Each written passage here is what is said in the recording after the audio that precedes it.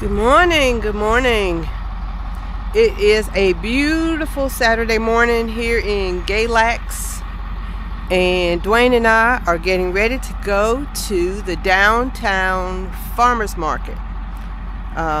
We don't know what to expect, but it's a farmers market. So we're gonna go down, check it out, see what Saturday mornings in Galax look like, and we're gonna take you with us. So stay tuned. All right, we are at the farmers market. It is small, not as big as I thought it was gonna be, but we're gonna go and it's gonna be a quick walk.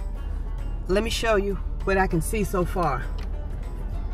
There are actually more cars probably than there are vendors, but we're gonna check it out. We're in downtown Galax, Virginia.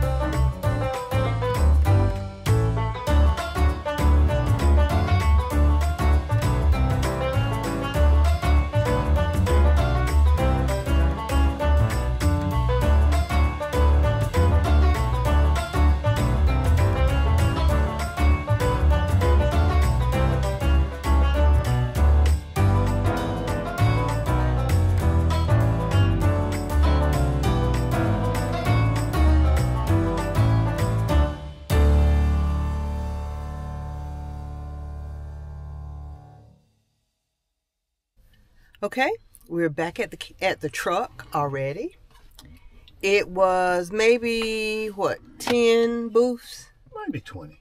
Okay, maybe 10, 15, 20 little booths, little tables set up. They had a lot of goodies, crafts, plants, just a whole eclectic array of things. So they had a Primo's Coffee Company there, so of course we had to check out Primo's Coffee Company, and a lady selling homemade pound cake, so we tasted her pound cake, and just a lot of nice crafts. I mean, very talented people, and they had live music going on, like a bluegrass with banjo and what else they have? What was that other thing? Oh, the fiddle, banjo and the fiddle, and somebody playing an upright bass. So it was interesting. It was interesting. I kind of enjoyed it though. So keep riding with us. I don't know where we're going to end up, but we'll take you with us. Bye-bye. Hi, I'm back. We just decided what we're going to do now. We are going to Matthew's Living History Farm in Galax, Virginia, outside of Independence, Virginia. Never heard of Independence, but that's where we're headed. So, and we don't know what we're going to see there either. That's the beauty of this thing. See you in a little bit. This farm that we're going to is up this windy road. Wow. Whoa. And you run into stuff like this in a curve. But look out over here. How pretty.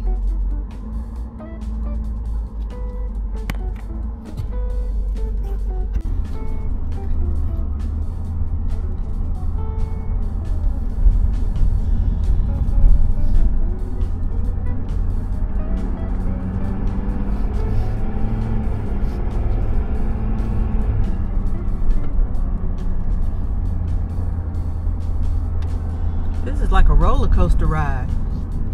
In 1 mile, turn right onto White Pine Road. And I don't even ride roller coasters.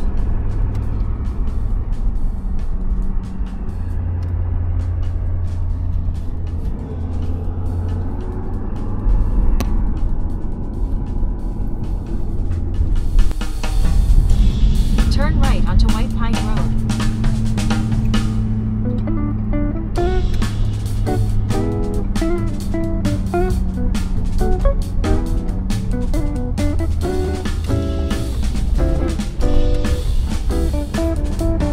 In half a mile, the destination is on your right. Matthew's Living History Farm.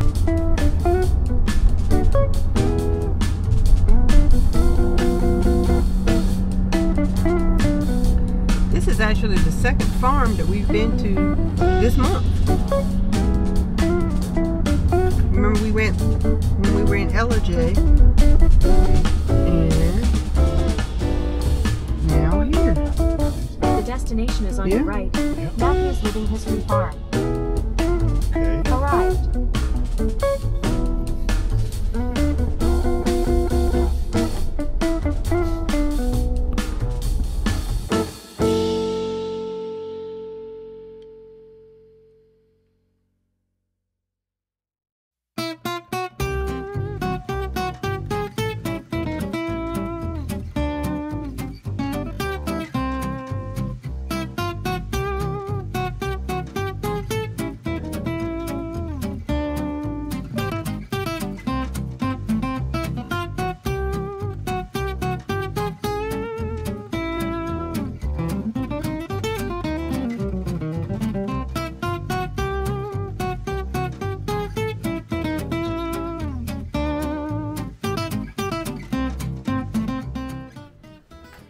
They made so many things out of wood.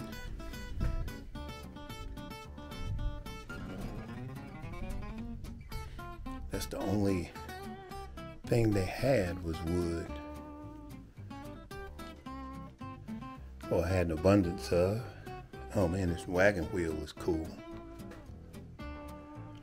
I'm kind of partial to wood myself. That's something that I enjoyed doing when we had our house, is woodworking and building stuff out of wood.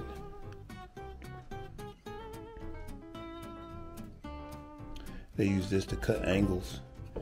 Put your wood in there, and then you can cut angles. This was an early chop saw, compound chop saw.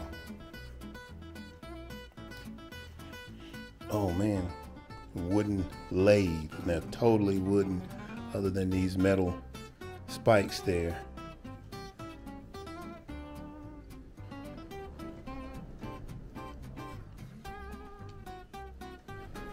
Somebody's still doing some good work too.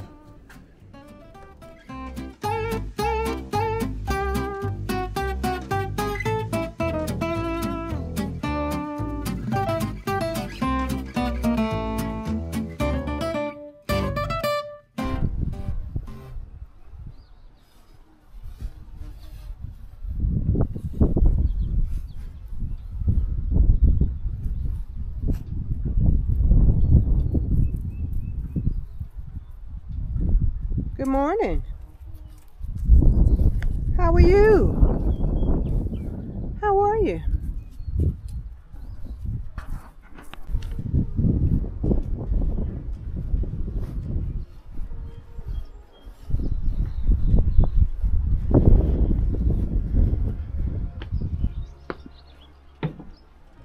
Okay, this is the cabin. 1850. The cabin was moved to the museum grounds from Baywood. It had a sleeping loft prior to the move. It is currently used by the Mountain Homespun Fiber Guild for focus meetings and lessons in spinning, weaving, and hand skills. Wow.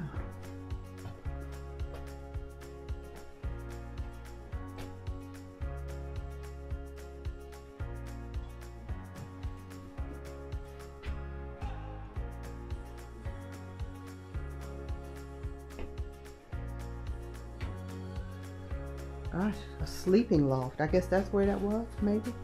Up there? Yep. And that's where that still is. Interesting. We are a very blessed people now, you know that? Yep. I can't even imagine. Even with a wood fire, it was probably still cold and damp and everything else in here.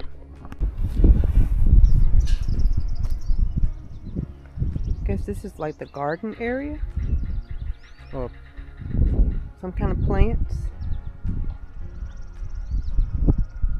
But look at the view.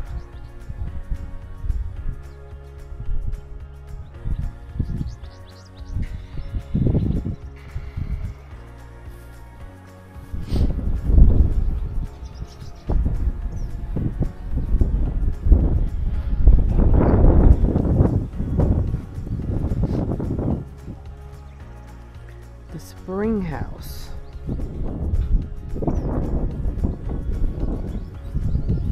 I don't know. I don't know. What is a spring house? In the 1900s, this family did not, there's water running, did not have a spring house. The function of the spring house is to provide refrigeration. This home had no electricity. Ice boxes were mainly used in urban areas. The cold water from the spring keeps dairy and fragile produce chilled in the hot summer. Oh! Yeah.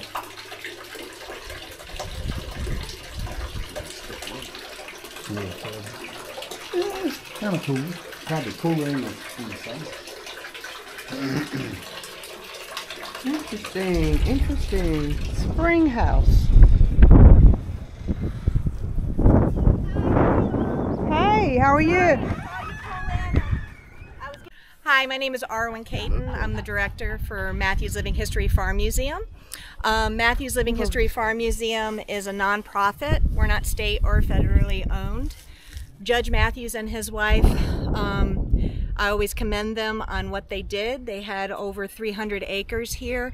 They donated most of the acreage to the state forest that you see in front over here and behind us, and 21 acres for a foundation to keep 1900s farming and agriculture and economics and the history alive in this area. We serve Grayson County, Carroll County, Galax City, Hillsville, and Independence, and we run off of donations.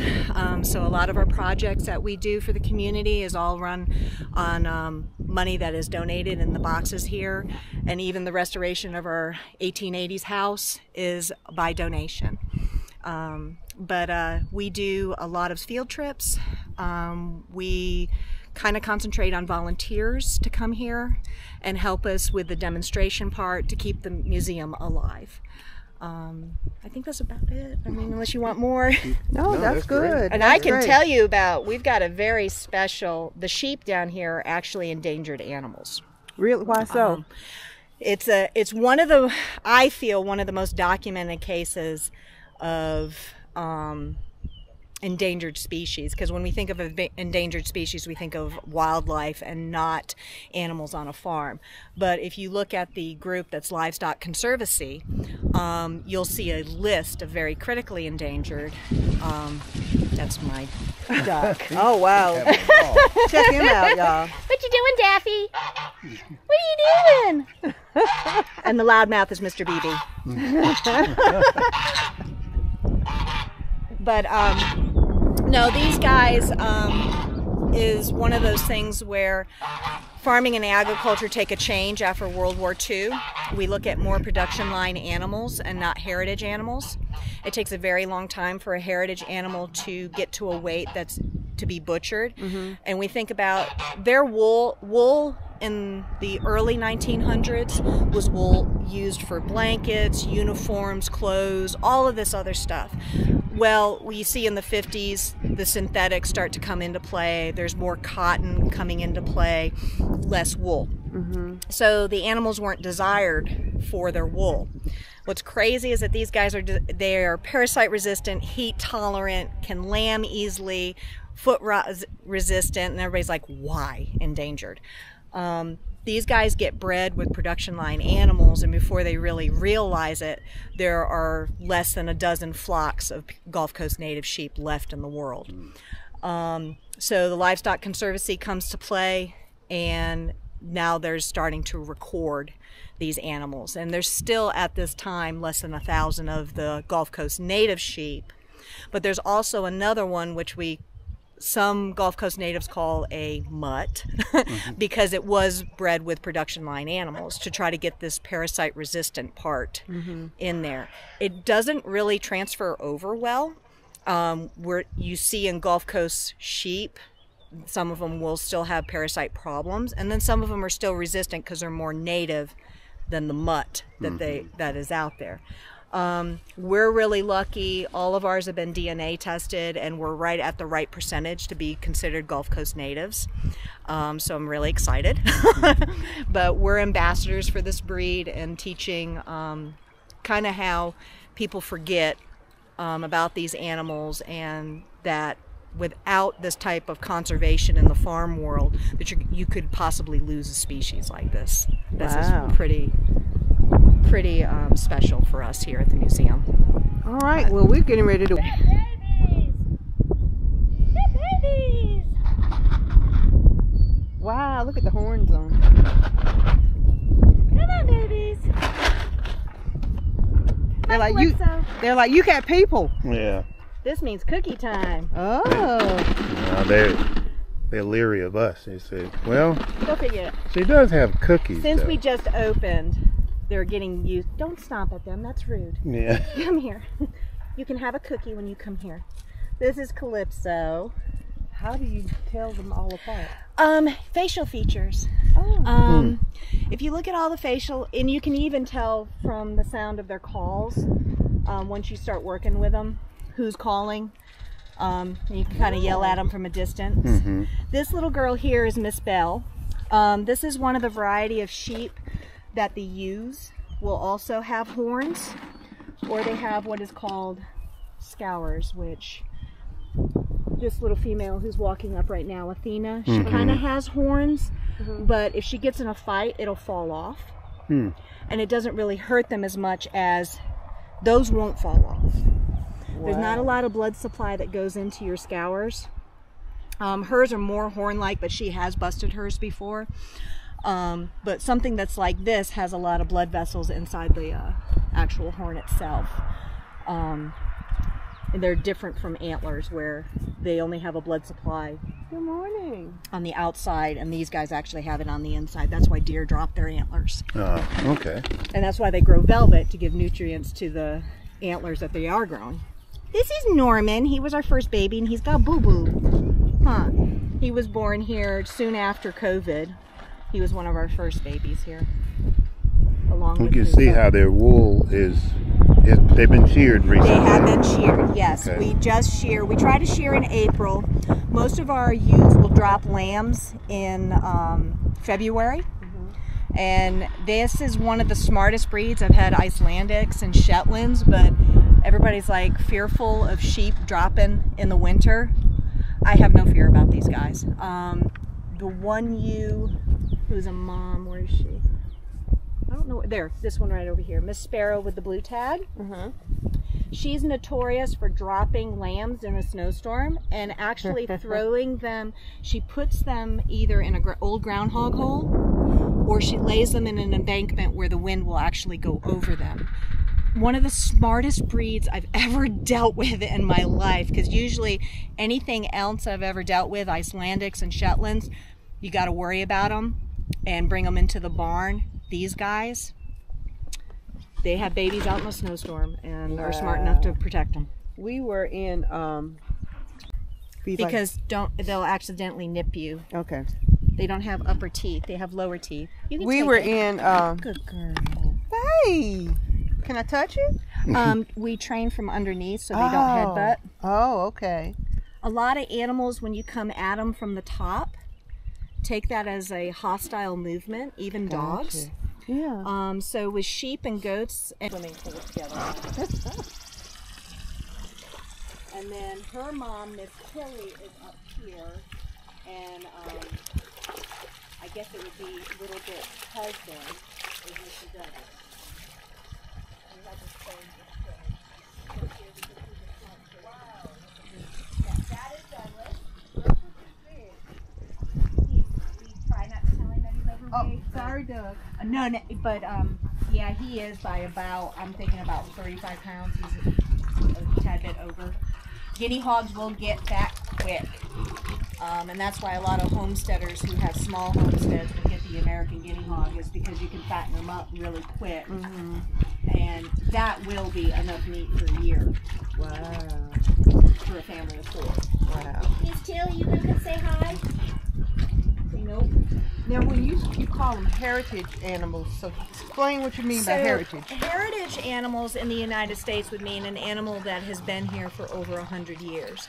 There are some varieties of livestock that have come into the United States that are heritage breeds in Europe and in other parts of the world, but not necessarily a heritage animal for the United States, because it hadn't really been here that long to establish that. But there are some, you'll see a lot of farmers trying new heritage hogs or sheep and stuff like that, but they're actually from Europe. They're more heritage animals for Europe. But these guys here, I'm trying to stay as close as we can to heritage animals that were in the United States and in Virginia. Miss Tilly, or Miss Little Bit. I see a lot of cattle in this area. Yes. There's a traditional groom table. The one that's over in the corner is one that we're going to be restoring. But what's really neat, and you can come over here and look at it and run your fingers over it. This one's been gouged out. That is the broom clamp. So you'll clamp a broom in order to sew it in one of these.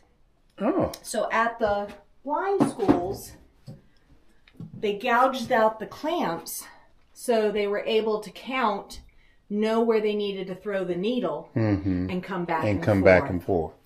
So it would be nice and uniformed. The older brooms, if you went into the cabin, there was the couple in the corner.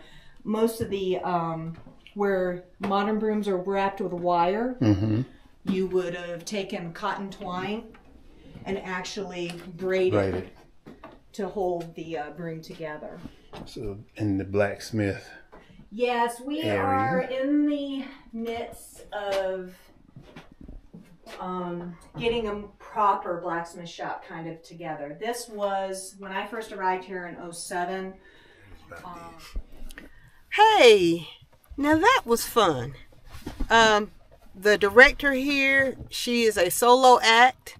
She doesn't have a staff, but she is so knowledgeable of this area, so knowledgeable of the animals that she has here, and it was just really, really a pleasant surprise. Just listening to her and telling us about the different things here in this county and what this Matthews Living History Museum is wanting to do and planning to do. So yeah, so that was a good find. Don't you think so? Yes. A man of few words.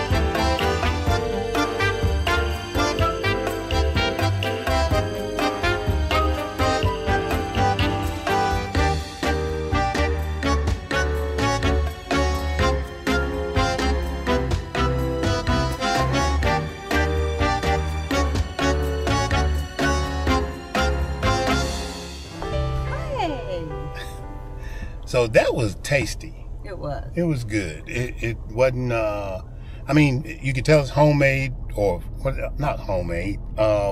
Brick fired. Brick fired pizza. Yes, we had the meat pizza. Yeah. Had bacon and ham and not salami, but pepperoni. Yep.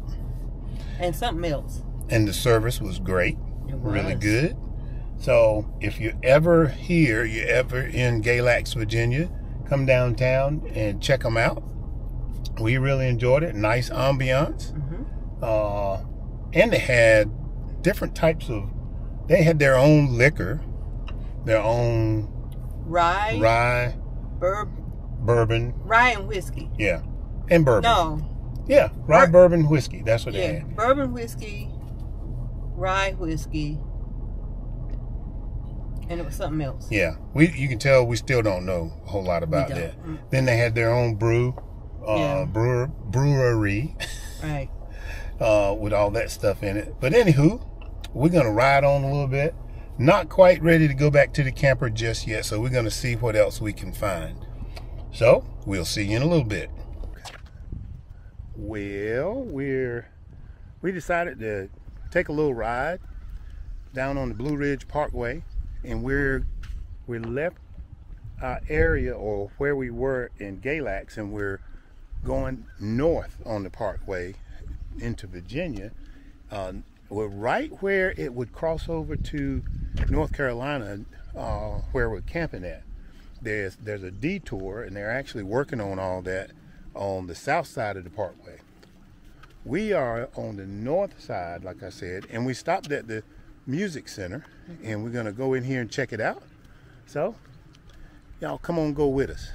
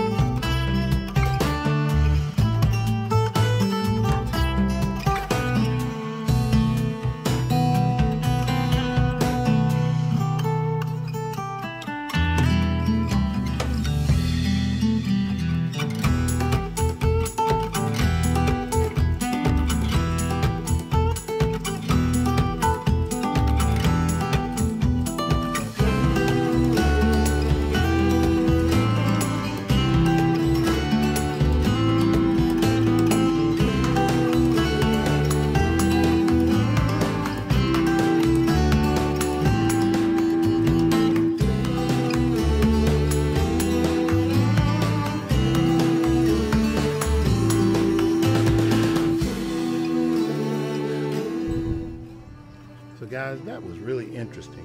It kind of gives you the history of bluegrass or mountain music, whatever you want to call it. A lot of the popular people and origins of things, the banjo coming from West Africa, just a whole way of, I guess, a way of music up here in the mountains. So anytime you get to check out something like that, you know, take a minute, walk through, get a little knowledge, education about things that have gone on and things that are going on. It's always interesting to me. History.